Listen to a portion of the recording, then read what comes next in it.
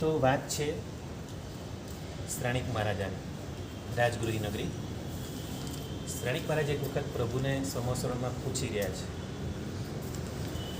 એમને થયું કે હું પ્રભુનો આવો સરસ ભક્ત છું એટલે મને તો કંઈ વાંધો આવશે નહીં.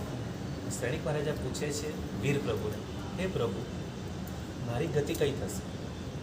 મારું આયુષ્ય પૂરું થયા પછી હું ક્યાં જઈશ? પ્રભુએ કહી દીધું, તમે પહેલી નરકમાં જવાના. ફટ દઈને પ્રભુએ, કેવળ જ્ઞાનમાં તો શું કંઈ શોધવાનું ન હોય, આપણે તો ચોપડીમાં ગૂંથવું પડે કે મને કયું નથી આવડતું, જવાબ ગોતવો પડે અથવા યાદ કરવું પડે. ભગવાન તો કેવા જ્ઞાન છે, પહેલી નરકે તમે જવાના. ફટ દઈને આવી રીતે આખા ચોમાસામાં બેઠા હોય આખી સભામાં ફટ દઈને કહી દે. અને શ્રાણિક મહારાજે કહી, અરે પ્રભુ, મારે નરક પર જવાનું, આપનો આવો પરમ ભક્ત, પ્રભુ તમારું નામનું શું થશે? તમારા આવો ભક્ત થઈને હું નરકમાં જઈશ, તમારું ખરાબ દેખાશે. જે છે તે છે, હવે તારે નરકમાં જવાનું તો જવાનું છે. એમણે પછી તીર્થંકર નામકર્મ બંધેલું છે શ્રાણિક મહારાજે. સમીર તો પાપમાં પહેલા પાપ થઈ ગયેલું છે, અને એ નરકનું આયુષ્ય પહેલા બંધાઈ ગયું. જ્યારે શ્રાણિક મહારાજા બિલકુલ ધર્મને નહોતા માનતા, એ તો ચેલણા દેવીએ એમને ધર્મ પમાડ્યા અને અનાથી મુનિથી સમ્યક્તો પમાડ્યા. ચેલણા રાણીએ તો એમના ધર્મ પમાડ્યા, પણ અનાથી મુનિએ સમ્યક દર્શન પમાડ્યા. અને પછી તો પ્રભુની ભક્તિ કરતાં કરતાં તીર્થંકર નામ કરવા બાંધ્યું છે એમાં. પણ હવે જે કર્મ આગળ બંધાઈ ગયું છે એને કારણે નરકનું આયુષ્ય બંધાઈ ગયું. હવે શ્રાણિક મહારાજા કહે છે કે ભગવાન ગમે તે કરો, મને કોઈ ઉપાયો બતાવો, ગમે તે થાય, મારે નરકમાં નથી જવું. તો હવે ભગવાન કહે છે, ભગવાન તો જાણે જ છે કે હવે નરક તો ટળાવવાની જ નથી, પણ આપણને બધાને કંઈક જાણવા મળે, મહત્ત્વ સમજાય, સામાયિકનું મહત્ત્વ સમજાય, અહિંસાનું મહત્ત્વ સમજાય. એ બધા માટે એમણે 3-4 ઉપાયો બતાવ્યા. એમાં કીધું કે પહેલો ઉપાય એ છે કે તારી રાજગૃહી નગરીમાં જે કાળ સોરિક નામનો કસાઈ છે એ રોજના 500 કાળાનો વધ કરી રહ્યો છે, તો એની હિંસા અટકાવી દે તો કદાચ તારી નરક ટળી શકે. ભગવાન તો જાણે જ છે કે પેલો અભવી જીવ છે. પછી શ્રાણિક મહારાજે કીધું, હા એ બી કરું. બીજું કીધું, કપિલા દાસી છે, એના હાથેથી તું સુપાત્ર દાન કરાવ. એ પણ કરાવીશું. એટલે પ્રયત્ન કરીએ. શ્રાણિક મહારાજા તો બધું નરક અટકાવી છે, તો માણસ શું ન કરે? પોતે રાજા છે, રાજા તો બધાને હુકમ કરવાનો હોય, બધું કરાવવાનું જ છે. અને ત્રીજું કીધું પુણ્યાશ્રાવણ. પહેલું કાલ સોરિક કસાય, બીજું કપિલા દાસી પાસે સુપાત્ર દાન કરાવવાનું. કપિલા દાસી પહેલું કાલ સૌરિક કસાય. કાલ સૌરિક બધું લખી દઉં.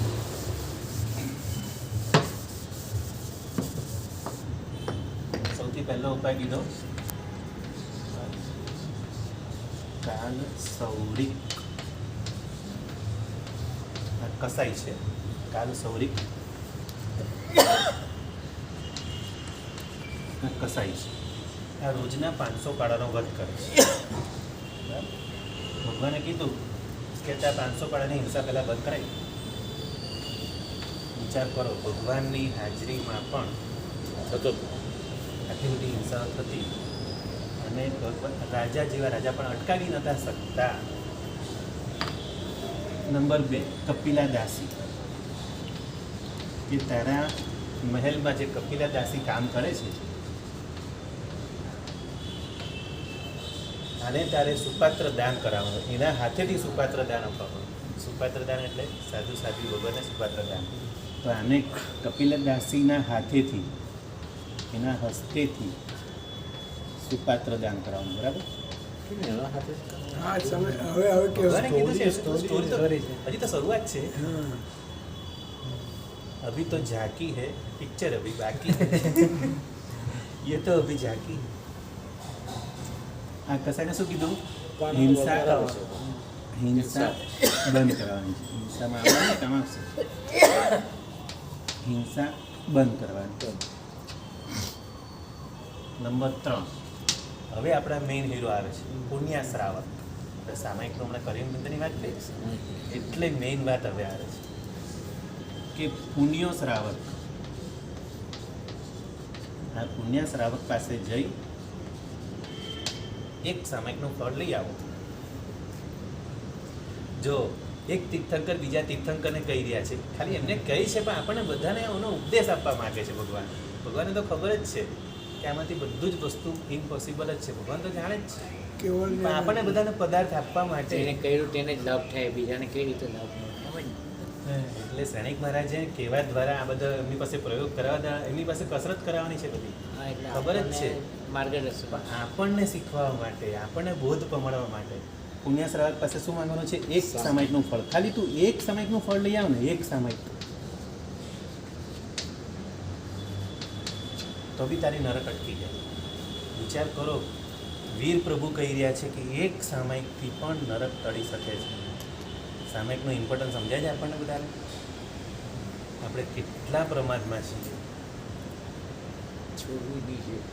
સામાયિક તો છોડાય જ નહીં. પ્રતિક્રમણ તો એનાથી પણ આગળ છે. પ્રતિક્રમણનો લાભ તો બહુ બધો લાભ છે, બહુ ઉત્તમ લાભ છે. પ્રતિક્રમણ બિલકુલ ન છોડાય, એટલે સામાયિકની સાથે જ પ્રતિક્રમણ થાય. ચોથું બી કીધેલું હતું, લગભગ મને યાદ છે કે નવકારસીનું કીધેલું. નવકારસી. નવકારસીનું નથી. હા, તો શું છે? કાલ સૌરી કસે કપિલાદાસી પુણ્ય શ્રાવકને જે એક છે ખરા, હા, બરાબર. યાદ નથી આવતું. ચોવ્યાર ના, ચોવ્યા નવકારસી. એમનું તો એટલું ભારે કર્મ હતું વીરતીનું કે જે કરી જ શકતા નહોતા. એટલે જ નવકારસીનું પચકાણ પણ નથી કરી શકતા.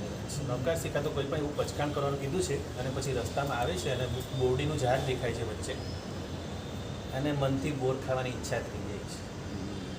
એટલે મનથી પણ આ પચકાણ ભાંગે ને તો પચકાણ આપણને દોષ લાગે છે. એટલે લગભગ તો મને યાદ છે ત્યાં સુધી, આ પછી કદાચ બીજો પદાર્થ હશે તો હું ગુરુ ભગવાનને પૂછીને જણાવીશ. માર્ગદર્શન આંબેલ કરીને એ કરીએ તો કાલે સવારે મગ ખાવાનું. સંવત્સરીનો એટલે જ ઘણા બાહ્ય તપ વિષયો આપણે બોલે ને અતિચારમાં, પારણાદિક તણી ચિંતા કીધી તો આ દોષમાં લાગે છે. માનો કે 28 કરી છે, આવતીકાલે પારણું કરવાનું છે અને રાત્રે ઊંઘમાં મગના ઢગલા દેખાય, મગના ડુંગરો કરતા એ ઈચ્છા તમે રાખો એ વધારે મગના ડુંગરો દેખાય, રાબડીની નદીઓ દેખાય, ન ચાલે. મન પર કાબુ રાખવાનું. તો નવકારસીનું પચકાણ. હવે આ ચોથાનું એક્ઝેક્ટલી પાકું છે કે નહીં એટલી તો ખબર નથી, પણ આવું મેં ક્યાંક સાંભળેલું છે, કદાચ વાંચેલું છે. તો એનું આપણે જોઈશું. આપણે તો મેઇન તો સામાયિક સુધી પહોંચવાનું છે. તો હવે સૈનિક મહારાજા તો ખુશ થઈ ગયા, ચાલો મારી નરક તો ટળી જવાની છે. જો સૈનિક મહારાજા તીર્થંકર બનવાના છે, આપણે એક નિંદાની દ્રષ્ટિએ નથી જોવાનો, આ પદાર્થ સમજવાનો છે. આપણે હંમેશા બધી સ્ટોરીઓ સાંભળતા બરાબર મનને બેલેન્સ રાખવાનું છે, બરાબર. એને ગ્રહણ નહીં કરી. હા, એટલે જીવ પ્રત્યે તિરસ્કાર નથી કરવાનો. જીવમાં રહેલા જે દોષો છે એવા દોષો મારામાં ના આવે, બસ. આપણે દોષોને તિરસ્કાર કરવાનો.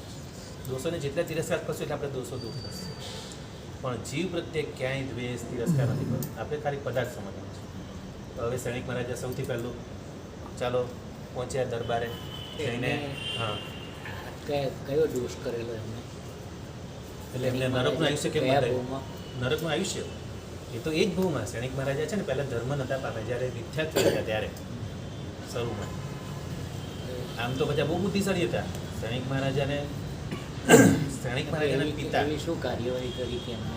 એમને એવી કાર્યવાહી કરી કે હરણ હતો અને હરણના પેટની અંદર એક બચ્ચું સાથે હતું. એક જ ખબર છે? તીરમાં એક જ તીરમાં ત્યારે બે નરકનું જણ. આયુષ્ય બંધાઈ ગયું. ત્યાં નિકાચિત કરો એ કહે કે કેટલું હું હોશિયાર છું કે એક જ એના અંદર બે જીવને ઉડાયા, એના અંદર એ ચીકણું નિકાચિત થઈ ગયું એકદમ. એટલે પાપ તો કર્યું, પણ પાપ કર્યા પછી એનો વઘાર કર્યો. આમ ઊંચે હાથ દીધો, હા, વઘારી દીધું. શોર્ટમાં કહે તો પાપનો વઘાર ન કરાય, એ વધારે કર્યું. પાપ તો કર્યું, પણ હવે એ જ સમયે આયુષ્યનો બંધ પડી ગયો. હા, બંધ પડી ગયું એ. એટલે નરકનું આયુષ્ય બંધ. અને એ વખતે સમય તો પામ્યા નતા. પછી તો સુધારો ઘણો આવી ગયો. પછી તો ચેલનાનું અપહરણ કરીને આવે છે, યુદ્ધ થાય છે, ચેતક રાજા સાથે યુદ્ધ થાય છે. યુદ્ધમાં પેલા સુરસાના 32 પુત્રો એ બધા જાય છે. પછી ચેલના સુધારે છે, એને ધર્મ બી પમાડે છે, અને પછી આનાથી મુનિ મળે છે એટલે સમ્યક દર્શન બી પામે છે. પણ આપણે અત્યારે વાત ચાલે છે, હવે શું કરે છે? સૌથી પહેલો ઉપાય આપણે કરીએ, લાવો ભાઈ કાલ સોરી કસાઈને બોલાવો. અને બોલાવી અને એને કહે છે કે ભાઈ પહેલાં પ્રેમથી જો સામ દામ દંડ ભેદ 4 વસ્તુ વાપરવાની. રાજાઓ છે ને પહેલાં 4 વસ્તુ આપે. સૌથી પહેલાં સામ, પછી દામ, પછી દંડ, પછી ભેદ. સામ એટલે પહેલાં સમજાવે, પ્રેમથી સમજાવે. નાના બાળકને પહેલાં પ્રેમથી જ સમજાવે.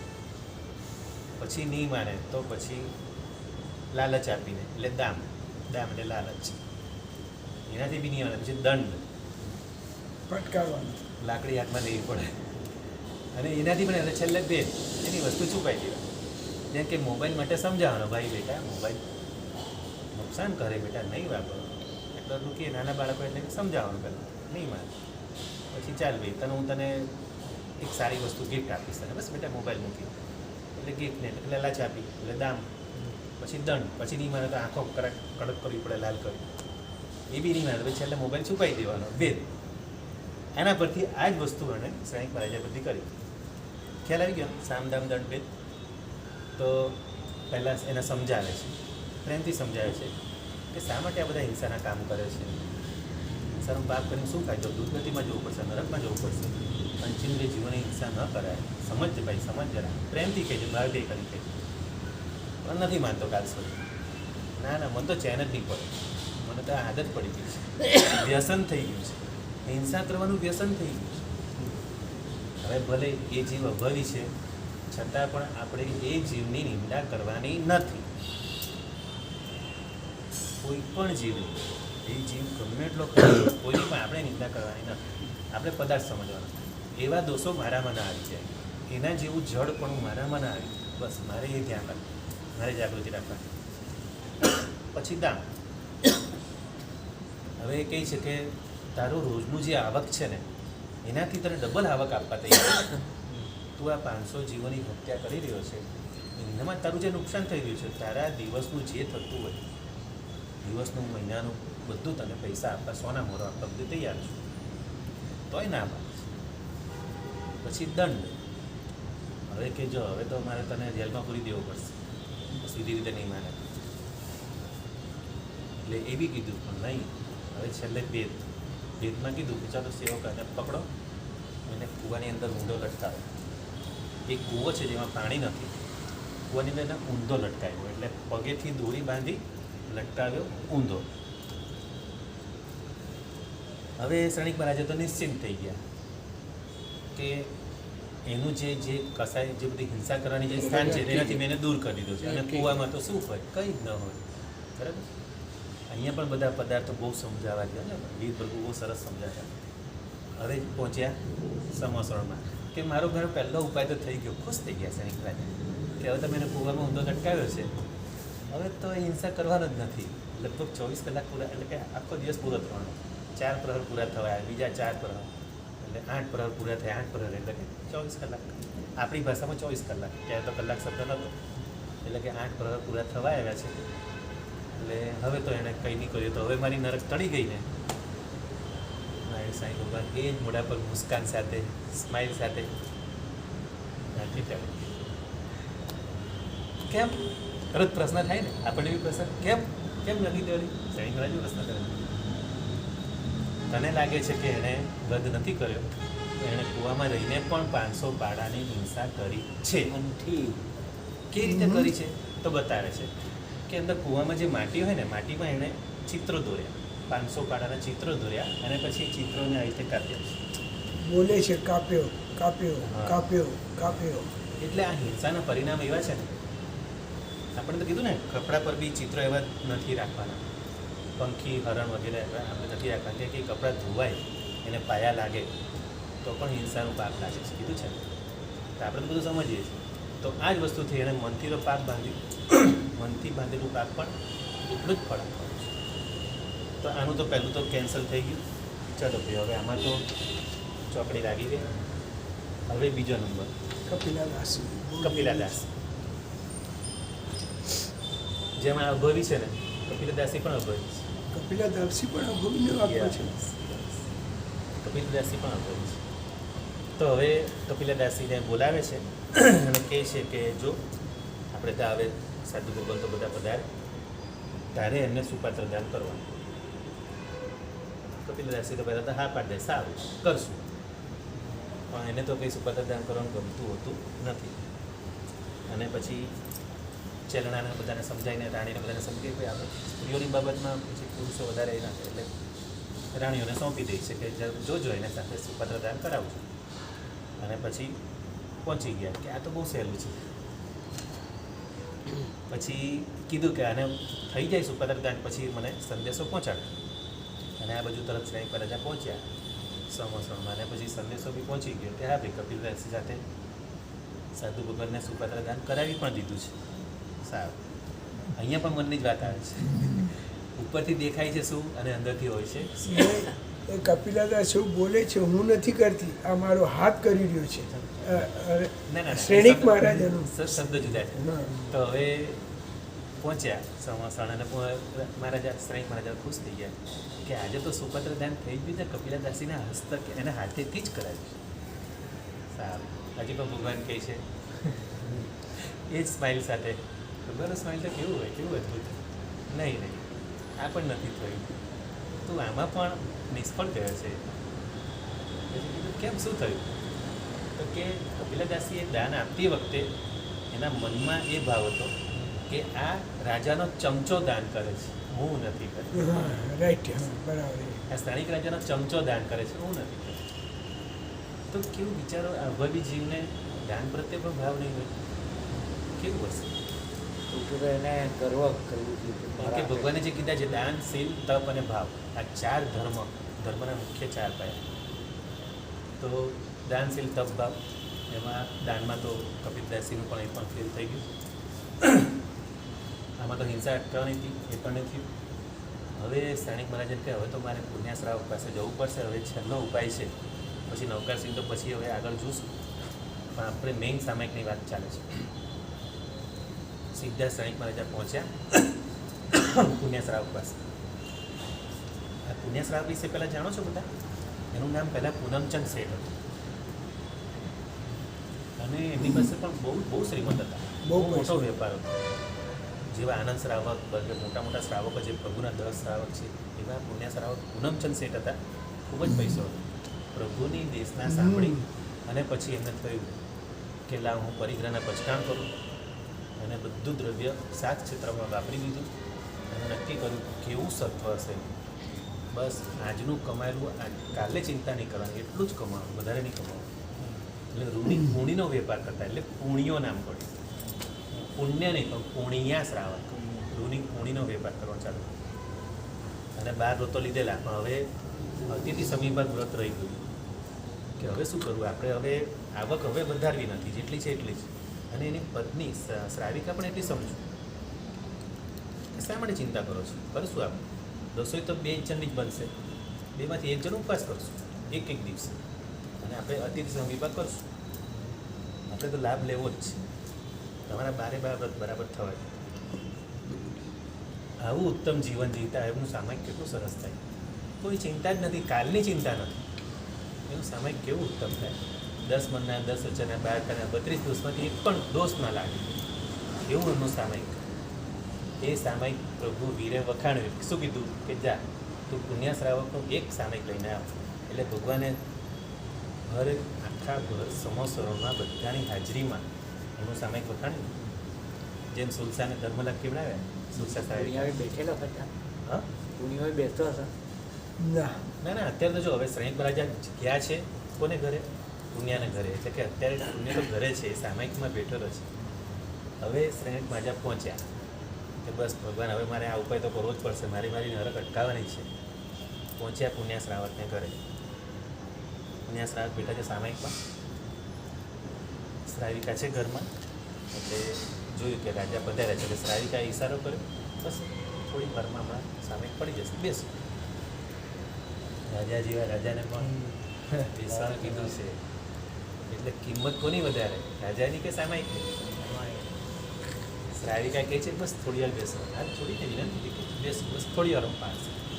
કેમ કે અત્યારે તો એમની આંખો બંધ છે ને, અત્યારે જે એના મોઢાના ચહેરાના હાવભાવ જોયા, પુણ્ય શ્રાવકના મોઢાના જે પ્રસન્નતા અને જે આનંદ જોયો, જાણે કે મોક્ષના સુખ માનતા હોય ને એવો આનંદ.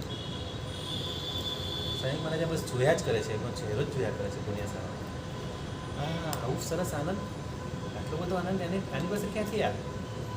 આવું તો મારી પાસે નથી, આવું સુખ તો મને પણ નથી. આ સુખ ક્યાંથી આવી? બસ જોયા કરે છે, બસ કંઈ બેઠા છે સામે. ધીરજ રાખી છે, પણ તીર્થંકરનો જીવ છે, ભવિષ્યમાં તીર્થંકર થવાના છે. ધીરજ તો છે જ સાનિક મહારાજ, અને ધીરજ રાખવાની છે. મારે ભાઈ નરકને મારે તોડવાની છે, મારે સામયિકનો લાભ લેવાનો છે. બેઠા છે સાનિક મહારાજા શાંતિ જોઈ રહ્યા છે. એમનું બરાબર સામયિક પૂરું થયું, ધીમે ધીમે આંખ ખોલી સામયિક પાડ્યું, જોયું કે રાજા બેઠા છે, પણ સામયિક પાડ્યું. સામયિક પાડવાની બરાબર વિધિપૂર્વક ઊભા થઈને, આપણે તો બેઠા બેઠા પાડીએ છીએ નહીં, ઊભા થઈને ખમાસના સત્તર સંડાસાપૂર્વક વ્યવસ્થિત સામયિક લેવાનું પણ વ્યવસ્થિત, પાડવાનું પણ વ્યવસ્થિત. આવો અહોભાવથી સામયિક કરીએ તો આપણને ફળ મળે જ. અહોભાવ જોઈએ. પછી હવે કહે છે, રાજન શું આપની સેવા કરું? પછી કહે છે કે મારી નરકને અટકાવી છે, અને ભગવાને મને કીધું છે એક સામયિકનું ફળ મને આપી. હવે શું જવાબ આપશે? બોલો પુણ્ય સાહેબ, શું જવાબ આપશે? ગમે શું જવાબ આપે? ના, આ કોઈ વસ્તુ હોય તો વસ્તુઓ તમને તો આપી આપી છે. છે, નથી તો. આ તો આપણે જાતે જ કરવું પડે, અને આ તો આત્માનો ગુણ છે. આપણે અંદરની ક્ષમતા પ્રગટ કરવી પડે. સામયિક તમારે જાતે કરવું પડશે. હું તમને કઈ રીતે આનું ફળ આપીશ? અપાતું હોય તો આપી દેવા તૈયાર છે, પણ આ વસ્તુ શક્ય નથી. એ જાતે જ કરવું પડે. તમારું સામયિક તમારે કરવું પડે, તમારું સામયિક તમારે કરવું, તમારે પ્રતિક્રમણ તમારે કરવું પડે, મારે કરવું પડે. બધાએ પોતાનું સામયિક પોતાનું પ્રતિક્રમણ જાતે જ કરવું. હવે સૈનિક રાજા નિરાશ થઈ ગયા. હવે તો શું કરવું? એ ત્રીજો ઉપાય પણ હવે શ્રેણિક મહારાજા ઓફર કરે છે કે તને મારું અડધું પછી રાજ આપો. હા, હજી તો આગળ કે તું જેટલું માંગે, જે માંગે તે બધું આપે. આટલું આપું, આટલા હાથી, આટલા ઘોડા, આટલું સૈન્ય, મંત્રી, સેનાપતિ, આટલે બધું મહેલ આપી દઉં. અડધું રાજ્ય સુધી આપી દઉં. મારું અડધું રાજ્ય તને સુધી આપી. ઓફર કરી છે. હા, અડધું રાજ્ય સુધી આપી દઉં. પુણ્ય શ્રાપ આના આ જ શબ્દો છે. એને મોઢા પર એ જ પ્રસન્નતા, કોઈ ઉદ્દીપતા નથી, કોઈ મોઢા પર ચહેરા પર ગુસ્સાનો કોઈ ભાવ નથી. આ વસ્તુ શક્ય જ નથી. તમારે જાતે કરવું. હવે સૈનિક રાજા હવે ત્યાંથી ઊભા થયા, એકદમ ઢીલા થઈ ગયા છે. હવે ત્રીજો ઉપાય પણ હવે નિષ્ફળ ગયો છે. હવે પહોંચ્યા ભગવાન પાસે. જોયું સામયિકનું ઇમ્પોર્ટન્ટ કેટલું બધું ઇમ્પોર્ટન્ટ છે. ભગવાન પાસે પહોંચ્યા. હવે ભગવાન પાસે પહોંચ્યા, અને હવે તો અહીંયા તો જવાબ એને મળી જ ગયો છે. હવે તો ભગવાન હવે શું કહેવાનું છે? મસ્તક નીચું રાખીને બેઠા છે ભગવાન પાસે જઈને, વંદન કરીને.